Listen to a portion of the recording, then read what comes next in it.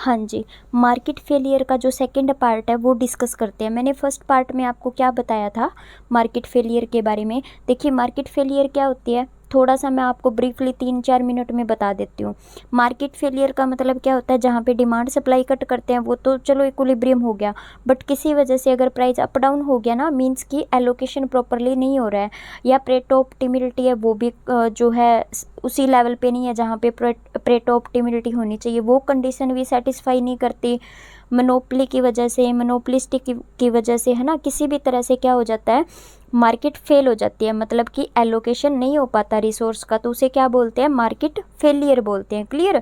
तो ये क्या होता है कि एक पार्टी को तो प्रॉपरली नॉलेज होती है बट दूसरी पार्टी को जो है वो नॉलेज कम होती है, लेस होती है, तो उसे बोलते हैं मार्केट फेलियर। फिर मैंने आपको बताया था कि क्या कारण होते हैं, कोजेज क्या होते हैं मार्केट फेलियर के। तो फर्स्ट क्या कारण था, एसिमेट्रिक इन्फॉर्मेशन। तो मैंने इसको ब्रीफली जो है प्रॉपरली मैंने इसको फर्स्ट लेक्चर में, फर्स्ट पार्ट में, मार्केट फेलियर के फर्स्ट पार्ट में मैंने सब कुछ समझा दिया है। उसका लिंक मैं आपको डिस्क्रिप्शन बॉक्स में दे रही हूँ, आप पहले फर्स्ट पार्ट कंप्लीट कीजिए फिर आप सेकंड पार्ट देखिए, ठीक है।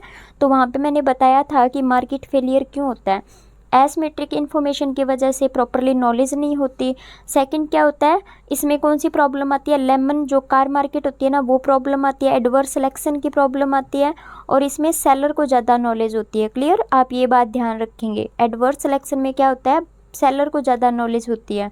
इंश्योरेंस मार्केट में कौन सी प्रॉब्लम आती है, मोरल हजार्ड की प्रॉब्लम आती है, और यहाँ पे जो बायर है ना, जो इंश्योरेंस करवाता है उसको ज़्यादा नॉलेज होती है, बट जो इंश्योरेंस करते हैं ना उनको नॉलेज कम होती है। उसके बाद हमने एक्सटर्निटीज़ की बात की थी, तो एक्सटर्निटीज़ दो प्रकार की होती है, एक होती है पॉजिटिव, एक होती है नेगेटिव। तो थर्ड पार्टी को अगर पॉजिटिव इफेक्ट पड़ रहा है थर्ड पार्टी के ऊपर तो वो पॉजिटिव एक्सटर्निटी है, ठीक है। अगर जो थर्ड पार्टी है उसके ऊपर नेगेटिव इफेक्ट पड़ रहा है, फॉर एग्जांपल पोल्यूशन की वजह से, तो वो क्या होती है, नेगेटिव एक्सटर्निटीज़ होती है, ठीक है। तो उसके बाद हमने बात की थी कि कौन कौन से जो बाकी पार्ट हैं जिसके कारण मार्केट फेल हो जाती है, तो ये भी मैंने आपको करवा दिया, एक बार रीड आउट कर लीजिए यहाँ से कि क्या क्या कारण होते हैं। उसके बाद मैंने ये जो पॉइंट करवाया था ना, ये बहुत इंपॉर्टेंट है। देखिए यहाँ से क्वेश्चन रिपीट हुआ है हर बार, तो आप यहाँ पे ध्यान रखेंगे। मैंने फर्स्ट पार्ट में अच्छे से क्लियर कर दिया इसको, ये जो सारे पॉइंट है क्लियर। उसके बाद डायग्राम देखते हैं आज कि जो नेगेटिव एक्सटर्निटीज़ है वो क्यों आती है। इसमें डेड वेट जो लॉस है ना उसकी भी प्रॉब्लम होती है। देखिए जैसे जैसे हम लोग प्रोडक्शन करेंगे, कोई भी इंडस्ट्री है, ठीक है, कोई भी इंडस्ट्री है, जैसे जैसे वो प्रोडक्शन करेगी उसकी जो प्राइवेट मार्जिनल कॉस्ट है वो इंक्रीज होती जाएगी, ये तो आपको क्लियर है ना। और जो मार्जिनल बेनिफिट है ना वो धीरे धीरे कम होते जाते हैं। क्लियर, क्योंकि डिमांड और प्राइस का नेगेटिव रिलेशन होता है, तो आपको पता है कि जैसे जैसे आप प्राइस इंक्रीज करोगे तो वो खरीदेंगे नहीं, कम क्वांटिटी खरीदेंगे, प्राइस कम है तो ज़्यादा क्वांटिटी खरीदेंगे।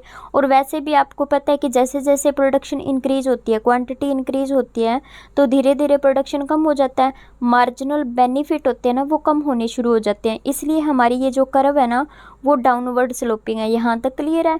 उसके बाद जो प्राइवेट मार्जिनल कॉस्ट है ना वो यहाँ पे लाइन शो है, हमें गिवन है, तो वो भी क्या हो रही है, धीरे धीरे इंक्रीज हो रही है, ये भी क्लियर है। उसके बाद जो ये सेकंड लाइन है ना, ये कौन सी लाइन है, social marginal cost. Social marginal cost आप अच्छे से समझ लीजिए क्या होती है, सोशल मार्जिनल कॉस्ट क्या होती है। तो सोशल मार्जिनल कॉस्ट क्या होती है कि जैसे ही कोई इंडस्ट्री प्रोडक्शन करती है, ठीक है, तो आपको पता है वेस्टेज तो वेस्टेज प्रोड्यूस होंगे, है ना, तो वो क्या करेंगे, जो है ना रिवर वगैरह पानी में वो डाल देंगे, डंप कर देंगे, ठीक है, जो भी वेस्टेज होएगा, तो इससे पानी गंदा होएगा और वही पानी घरों में जाएगा, तो इससे क्या होगा, हेल्थ पे इफेक्ट पड़ेगा ना, नेगेटिव, लोगों की हेल्थ पे इफेक्ट पड़ेगा। दूसरी बात, अगर प्रोडक्शन ज़्यादा वो कर रहे हैं तो धुआं भी होगा, है ना, और इससे क्या होगा, इन्वायरमेंट है उसमें भी तो एयर पोल्यूशन की प्रॉब्लम आएगी, तो इससे भी हेल्थ पे इफेक्ट पड़ेगा। तो इससे क्या हो रहा है, जो सोशल मार्जिनल कॉस्ट है ना वो भी इंक्रीज होगी, तो ये भी क्या है, अपवर्ड इंक्रीज हो रही है। तो ये ज़्यादा इंक्रीज होगी, ये मैं आपको अच्छे से समझाती हूँ कि ज़्यादा क्यों इंक्रीज हो रही है। देखिए आपको पता है कि एक तो जो प्राइवेट मार्जिनल कॉस्ट है वो इंक्रीज हो रही है, उसके बाद सोशल मार्जिनल कॉस्ट है वो भी इंक्रीज हो रही है। अब जो प्रोड्यूसर है वो तो क्या करेगा, वो तो यहाँ तक प्रोडक्शन करेगा, ये बात क्लियर है ना। क्यों करेगा, क्योंकि जहाँ पे उसे मार्जिनल बेनिफिट हो रहे हैं और जहाँ पे उसकी मार्जिनल कॉस्ट दोनों बराबर हैं वो वहाँ पे प्रोडक्शन करेगा। बट इस पॉइंट पे हमें क्या शो हो रहा है कि यहाँ पे जो सोसाइटी की कॉस्ट है ना वो ज़्यादा है। यहाँ पे जो मार्जिनल डैमेज है ना, डैमेज हो रहा है, मतलब कि लॉस हो रहा है, समाज को नुकसान हो रहा है, हेल्थ प्रॉब्लम आ रही है, वो ज़्यादा हो रही है ना इस पॉइंट के ऊपर। तो यहाँ पे, और अगर हम कंज्यूमर के व्यू पॉइंट से देखें तो इतनी प्रोडक्शन पे क्या हो रहा है, जो समाज की कॉस्ट है और जो बेनिफिट है वो दोनों बराबर है। एक्चुअल में तो यहाँ पे प्रोडक्शन होना चाहिए ना, जहाँ पे social marginal benefit is equal to social marginal cost. यहाँ पे अगर प्रोडक्शन होगा तो फिर भी नॉर्मल सिचुएशन है कि इस प्रोडक्शन के ऊपर यहाँ पे प्रोडक्शन जो हो रहा है और यहाँ पे जितनी कॉस्ट समाज की आ रही है उतना ही सोसाइटी को बेनिफिट भी हो रहा है, ठीक है। तो यहाँ पे प्रोडक्शन होना चाहिए, बट एक्चुअल में इंडस्ट्री वाले यहाँ पे प्रोडक्शन करते हैं क्योंकि वो तो प्रॉफिट ओरिएंटेड होते हैं ना, उनको तो प्रॉफिट चाहिए, तो वो ज़्यादा प्रॉफिट अर्न करने के लिए यहाँ तक प्रोडक्शन करते हैं। और जब वो यहाँ तक प्रोडक्शन करेंगे तो ज़्यादा वेस्टेज होगी, और ज़्यादा वेस्टेज होगी तो ज़्यादा वो डंप करेंगे पानी में वेस्टेज को। तो इससे क्या होगा, अगर पानी में वो डंप करेंगे तो ऑब्वियस है पानी गंदा होगा, और पानी में आपको पता है जो फिश पालन है वो भी हो रहा है, फिश की प्रोडक्शन हो रही है, तो वो भी अपने आप में एक इंडस्ट्री है ना, फिश प्रोडक्शन की भी तो अपनी एक इंडस्ट्री है ना, वो भी उसका प्रोडक्शन करते हैं, तो उनको तो लॉस हो रहा है ना। एक इंडस्ट्री को बेनिफिट हो रहा है तो उसकी वजह से दूसरी इंडस्ट्री को लॉस हो रहा है, मतलब कि दूसरी ओर जो पानी है वो भी गंदा हो रहा है और जो फिश है वो भी मतलब डेथ हो रही है उनकी। तो मार्जिनल डैमेज है ना वो इतनी हो जाती है, उसकी वजह से जो सोशल मार्जिनल कॉस्ट है ना वो यहाँ पे आ जाती है। क्लियर। तो ये जो एरिया है ना ये क्या होता है, ये नेगेटिव एक्सटर्निटीज़ होती है। बस ये आपको अच्छे से समझाना था कि नेगेटिव एक्सटर्निटीज़ क्या होती है। तो नेगेटिव एक्सटर्निटीज़ कौन सी होती है, मैंने लास्ट वीडियो में क्या बताया था, जहाँ पे सोशल मार्जिनल कॉस्ट ज़्यादा होती है और बेनिफिट कम होते हैं ना, वहाँ पे नेगेटिव एक्सटर्निटीज होती है। और यहाँ पे आपको अच्छे से शो हो रहा है कि यहाँ पे समाज की जो कॉस्ट है वो ज़्यादा आ रही है और जो बेनिफिट है ना सोसाइटी को वो कम हो रहे हैं। तो ये कौन सा एरिया हो गया, नेगेटिव एक्सटर्निटीज़ वाला। और इस एरिया को हम लोग क्या बोलते हैं, डेड वेट लॉस बोलते हैं, वेलफेयर लॉस बोलते हैं, मतलब कि वेलफेयर नहीं हो रहा, लॉस हो रहा है। क्लियर। आई होप आप समझ गए होंगे। और आपसे एक रिक्वेस्ट है छोटी सी कि आपका जो फीडबैक है वो मेरे लिए बहुत ज़्यादा ज़रूरी है, क्योंकि आपके फीडबैक से ही मुझे मोटिवेशन मिलता है। तो मैं आपके लिए जो नेक्स्ट वीडियोस है वो लेके आऊँगी, ठीक है। और PYQ जो भी आए हुए हैं लास्ट ईयर एग्ज़ाम्स में वो भी डिस्कस करेंगे, एक दो टॉपिक कवर हो जाएं उसके बाद हम शुरू करते हैं, ठीक है। तो आप नोटिफिकेशन ऑन कर लीजिए, जब भी मैं आपको MCQ करवाऊँगी तो आप साथ साथ वो भी करोगे। क्लियर। उसके बाद हम बात कर लेते हैं। अब देखिए नेगेटिव एक्सटर्निटीज़ तो हो रही है, ये तो क्लियर है ना आपको।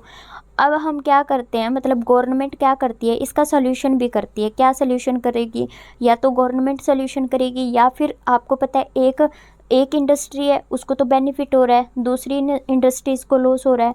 तो जिस इंडस्ट्रीज़ को लॉस हो रहा है, हमने क्या देखा था, फिश की बात की थी, है ना, फिश इंडस्ट्री की बात की थी। तो या तो फिश इंडस्ट्री है वो टेक ओवर कर जाए इस इंडस्ट्री से, फिर बेनिफिट हो सकता है कि वो इसको बोले कि भाई जो आप या तो प्रोडक्शन कम करो, आप अपनी क्वांटिटी कम करो। अगर ये जो इंडस्ट्री है ये अपनी क्वांटिटी कम करे, ये क्वांटिटी कम करेगी तो ऑब्वियस है इसके लॉस होंगे, मतलब क्वांटिटी कम होगी तो बेनिफिट भी कम होंगे, प्रॉफिट भी इसको कम होंगे। बट दूसरी साइड क्या होगा, इस इंडस्ट्रीज़ के फिश इंडस्ट्रीज़ की जो क्वांटिटी है वो इंक्रीज़ कर जाएगी और इसके बेनिफिट भी इंक्रीज़ कर जाएंगे, तो ये टेक ओवर कर जाएगी। या तो ये सोल्यूशन है कि टेक ओवर कर जाए दूसरी इंडस्ट्री, या फिर बार्गनिंग, आपस में बार्गनिंग कर ले। तो ये कॉन्सेप्ट किस में दिया गया, कोज थ्योरम में। तो मैं आपको ना अच्छे से समझाऊंगी कोज थ्योरम नेक्स्ट वीडियोस में, जैसे भी मेरे को टाइम मिलता है मैं आपको कोज थ्योरम के बारे में बताऊंगी। बट जितना मोस्टली यहाँ पे कवर हो सकता है वो हम लोग यहाँ पे कवर करते हैं। तो कोज थ्योरम के बारे में जैसे जैसे एजम्पशन करवा रही हूँ ना बीच बीच में समझाती जाऊँगी। या तो ये दोनों इंडस्ट्रीज़ हैं, एक तो जो कोई भी इंडस्ट्री ले लीजिए आप, जैसे क्लोथ की इंडस्ट्री होगी, या जैसे फॉर एग्ज़ाम्पल चीनी की इंडस्ट्री हो गई, है ना। और एक फ़िश इंडस्ट्री हम ले रहे हैं, जो पानी में फ़िश प्रोडक्शन हो रहा है, एक वो इंडस्ट्री ले रहे हैं। तो या तो ये दोनों इंडस्ट्रीज़ आपस में क्या कर ले, बार्गेनिंग कर ले, ठीक है। एक ये सोल्यूशन हो सकता है। तो कोस्ट थ्योरम में इसके बारे में क्या बोला गया है, कोस्ट थ्योरम की अजम्पशन करते हैं। सबसे पहले कहते आप ना सोल्यूशन कर सकते हो, बट उससे पहले ना कुछ अजम्पशंस हैं, वो फुलफिल होना बहुत ज़्यादा ज़रूरी है, उनके बारे में बात कर लेते हैं। तो फर्स्ट अजम्पशन क्या थी कोस्ट थ्योरम की, कि परफेक्ट इन्फॉर्मेशन होनी चाहिए, ठीक है। दोनों इंडस्ट्री है, दोनों को परफेक्ट नॉलेज होनी चाहिए। कौन सी बात की परफेक्ट नॉलेज, इस बात की कि जो क्लॉथ इंडस्ट्री है वो कितनी डंपिंग कर रही है पानी के अंदर कूड़े करकट की, जिससे जितना पानी गंदा हो रहा है या जितना नुकसान हो रहा है, उसकी वजह से जो फिश इंडस्ट्री है उसको कितना नुकसान हो रहा है, इस बात का पता होना चाहिए, ठीक है। प्रॉपरली पता होना चाहिए कि कितना नुकसान हो रहा है, क्लियर।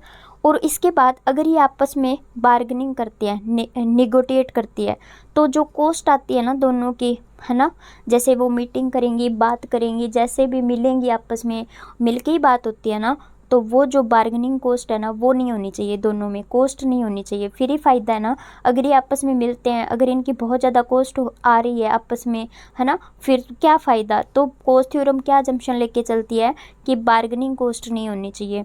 उसके बाद थर्ड अजम्पशन थी no free rider problem, free rider problem नहीं होनी चाहिए, ठीक है। जो जितना यूज़ कर रहा है वो उतना ही पे करेगा, ये होना चाहिए। और जो कॉन्ट्रैक्ट पार्टी है ना, मतलब अगर ये दो इंडस्ट्री की हम बात करते हैं, तो ये आपस में कॉन्ट्रैक्ट तो इनको करना पड़ेगा। अगर ये नेगेटिव एक्सटर्निटीज़ वाली प्रॉब्लम को दूर करना है तो इनको क्या करना पड़ेगा, आपस में कॉन्ट्रैक्ट करना पड़ेगा। तो ये कॉन्ट्रैक्ट पार्टी है ना, ये स्मॉल होनी चाहिए, छोटी होनी चाहिए। बड़ी बड़ी पार्टियाँ होती है ना तो इतना जल्दी कॉन्ट्रैक्ट भी नहीं हो पाता, तो ये पार्टियाँ क्या होनी चाहिए, स्मॉल होनी चाहिए। गवर्नमेंट का कोई इंटरफेयर नहीं होगा, मॉरल सिचुएशन होनी चाहिए, डायरेक्ट कंट्रोल। और हाँ देखिए, बीच में मैंने सोल्यूशन भी लिखे हैं कि हम लोग क्या क्या कर सकते हैं। तो कोस्ट थ्योरम की अजम्पशन हो गई, ठीक है। इसके बाद और क्या कर सकते हैं, और अगर हमने एक्सटर्निटीज़ को रोकना है, मैंने सॉरी ये पॉइंट अलग से बनाने थे बट मैंने इसके अंदर इंक्लूड कर दिए, बट आप अलग कर लेना इनको।